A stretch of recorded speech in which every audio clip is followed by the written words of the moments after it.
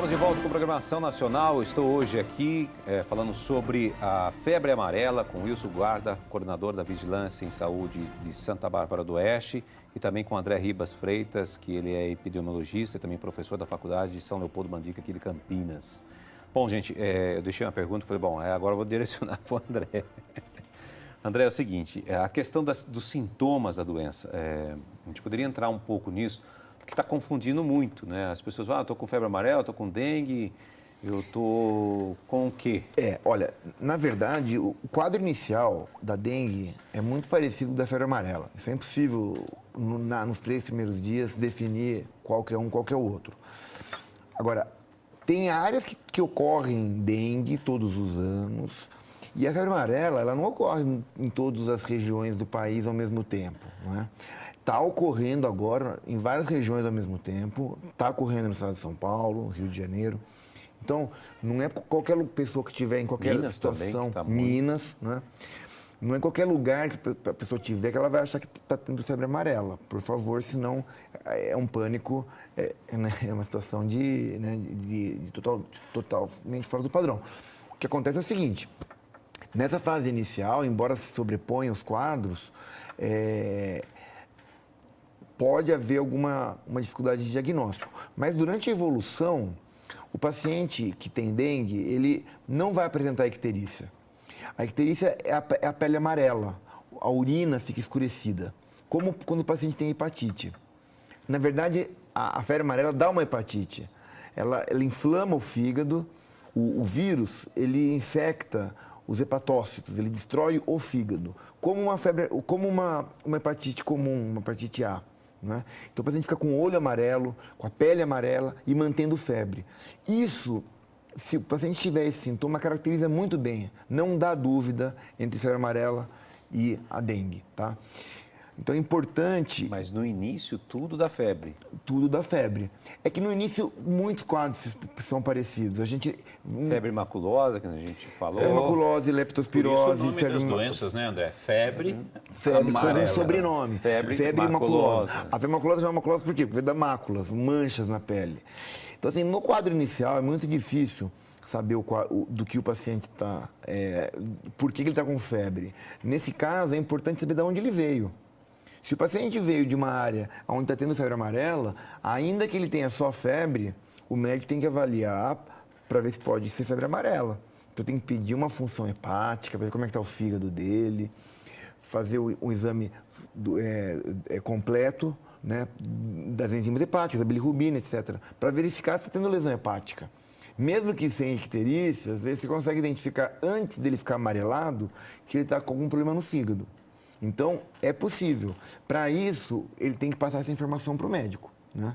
Ele tem que passar, olha, eu tive em área de mata, eu tive numa área que teve caso de febre amarela, eu tive numa área que morreu macaco com febre amarela, ou que morreu macaco, a gente não sabe do que foi. Então, é importante essa informação, porque aí o médico pode pensar no quadro inicial, já que o paciente pode ter febre amarela. O que geralmente tem ocorrido é que as pessoas estão se deslocando, né, para áreas que são consideradas áreas de risco, né, matas e tudo mais. É por isso que está acontecendo a maioria dessas... Exatamente. Casos de febre. Exatamente. A gente tem que entender... Porque alguém viajou até um local... Exato. A gente tem que entender que hoje toda a área que vai desde Campinas, né, sul de Minas Gerais, até o litoral norte de São Paulo, já está tendo transmissão de febre amarela. Então, quem for viajar para essa área, mesmo que não more, que for viajar para essa área, tem que tomar vacina. Está tendo um surto muito grande em Angra. Litoral norte, é do lado do litoral norte, é muito perto de Paraty, que fica no Rio de Janeiro. Né? Sul do Rio de Janeiro. É sul do Rio. Litoral sul do Rio de Janeiro. Mas é próximo... Paraty, ali... o caminho... Angra dos Reis. Angra já tem. Paraty é a sequência, depois é Ubatuba.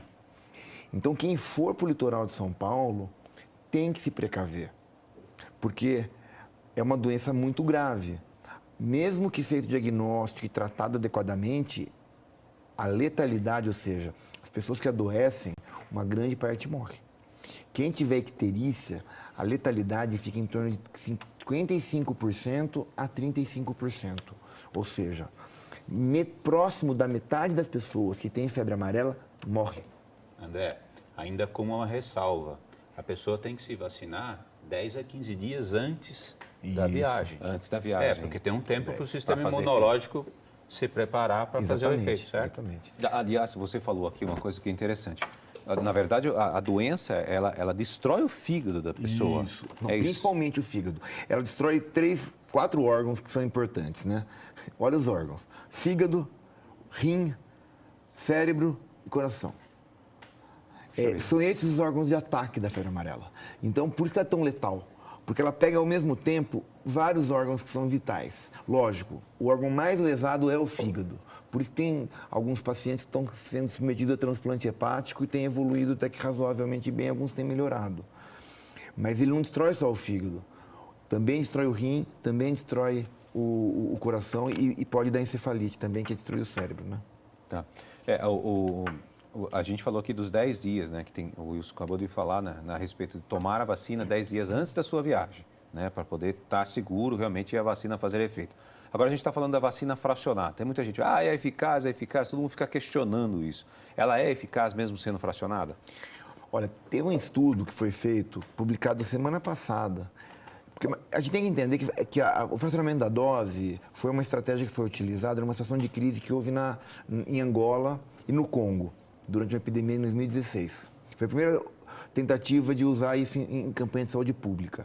O resultado desse trabalho foi de sucesso. Controlou-se a febre amarela que estava transmitindo urbana. Era pelo Aedes aegypti lá que estava sendo transmitida a febre amarela. Então, conseguiu controlar o surto. Mas, além de controlar o surto, foi feito um trabalho de avaliar as pessoas para ver se tinham anticorpos contra a febre amarela. Esse trabalho foi publicado semana passada numa revista chamada New England, que é uma das melhores revistas de medicina do mundo. E demonstrou que foi eficaz. Então, já existe uma boa literatura, existe comprovação científica de que essa estratégia ela é eficaz para proteção. A dúvida que tem ainda, que está em aberto, é quanto tempo vai durar essa proteção. Mas que está imunizando, está. Então, é eficaz e as pessoas têm que se vacinar. Vamos lá. Chegando pergunta aqui para nós, gente. Olha, a Zilda Maria de Araújo Santos de Caicó, Rio Grande do Norte. Gostaria de saber se tem vacina para o macaco, se o macaco morre realmente de febre amarela. Um de vocês pode responder para nós. Bom, em tese, né? Eu acho que você que é veterinário podia falar. Não, a vacina, ela não tem vacina para macaco. Tá? A vacina ela é desenvolvida para humanos, ela tem uma licença da Agência Nacional de Vigilância Sanitária para ser usada em pessoas. Tá? Os medicamentos que vão ser usados em animais, eles recebem um outro tipo de licença, um outro tipo de pesquisa e são específicos para usar em animais. Então, a gente não tem vacina para os macacos. Ok. A Maria Lúcia Pessoa de Suzano pergunta, toma o remédio, o remédio Humira, ampolas para tratamento para psoríase reumatoide, de 400 miligramas, 2 vezes ao mês. Gostaria de saber se posso tomar a vacina da febre amarela. André? Olha, o uso de imunobiológicos, né, de imunomoduladores, ele é uma contraindicação. Agora, pelo fato ela faz tratamento de psoríase, né? Deve ser artrite psoriática. Isso, ela falou, um tratamento de psoríase e reumatoide. Não existe psoríase reumatoide, deve ser ou artrite psoriática ou artrite reumatoide. Tá. É uma dessas duas. Deve ser isso. Que, na verdade, esse medicamento é imunomodulador. Isso é uma contraindicação para vacina. Então, eu teria que conversar com o médico assistente. Se ela viver em área de risco, poderia suspender o tratamento por um período, imunizar e depois retomar. Mas isso tem que ser conversado com o médico. É verdade que pessoas acima de 60 anos não podem tomar vacina? Não é indicado? Olha, isso é uma coisa muito importante, temos que deixar claro. Não há contraindicação em relação à idade. Isso foi uma contraindicação anteriormente, que era que, na verdade, recomendava-se uma avaliação mais cuidadosa. O que precisa ter claro que o que contraindica a vacina são ou tratamentos de doenças ou algumas doenças. A idade por si só não é contraindicação. Então tem que conversar com o médico. Se não tiver alguma doença que contraindique, pode tomar independentemente da idade. Tá. Mais uma pergunta chegando aqui, gente. Maria Aparecida Jardim, de Raposos, Minas Gerais. Seu esposo é diabético, pode tomar a vacina? A pessoa que bebe socialmente e fuma, pode tomar também a vacina? Pode tomar. Pode, mas a pessoa diabética? Sem problema nenhum. Não é contraindicação nenhuma. Nem hipertensão, nem diabetes. São as doenças mais comuns que a gente tem, né? E a gente tem que deixar claro. O alcoolismo também, a não ser que se for um alcoolismo, assim, o paciente tiver lesão hepática pelo álcool, aí teria contraindicação. Mas um alcoolismo social não é contraindicação. A vacina da febre amarela... Seria, acho que desculpa, só quem tem cirrose, né? Que é cirrose. um caso bem mais... bem mais grave. Porque aí a pessoa já está com o fígado praticamente destruído.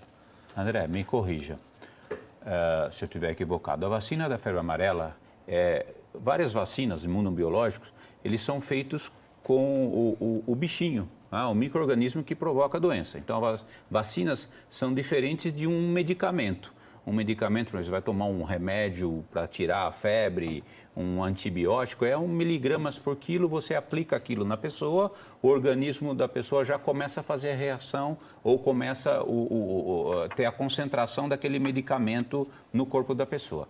Imunobiológicos, vacinas, eles são feitos de pedaços, né, compartimentos do micro-organismo causador da doença, para que o corpo reconheça o micro-organismo e produza anticorpos, soldadinhos contra aquela doença, né? Então, você tem várias tecnologias para vacinas. Você pode usar uma parte do micro-organismo, você pode usar o micro-organismo inteiro morto, né? Ou você pode usar, que é no caso da febre amarela, o micro-organismo vivo.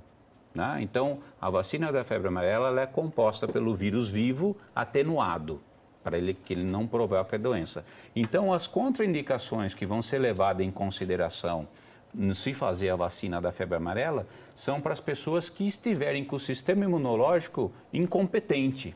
Porque você está colocando o vírus vivo da febre amarela lá. Se a pessoa ela está... E aí, de forma controlada. Né? Isso. De forma controlada, é um vírus atenuado. Então, você está colocando o micro-organismo na pessoa para o sistema imune dela reconhecer esse micro-organismo e fazer o anticorpos contra a doença.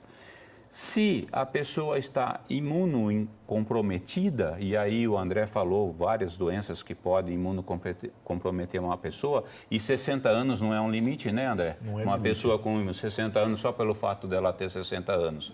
Ontem ela tinha 59, hoje ela tem 60 anos, o sistema imune dela não muda, né? Pela data. Então, o que tem que ser avaliado pelo médico e pela pessoa, e a pessoa procurar o médico para fazer essa avaliação, é se ela, ou medicação que ela está tomando, como foi um exemplo aí, se o sistema dela está sendo, o sistema de proteção do organismo dela, o sistema imune dela, está sendo comprometido para ela receber esse vírus vivo atenuado.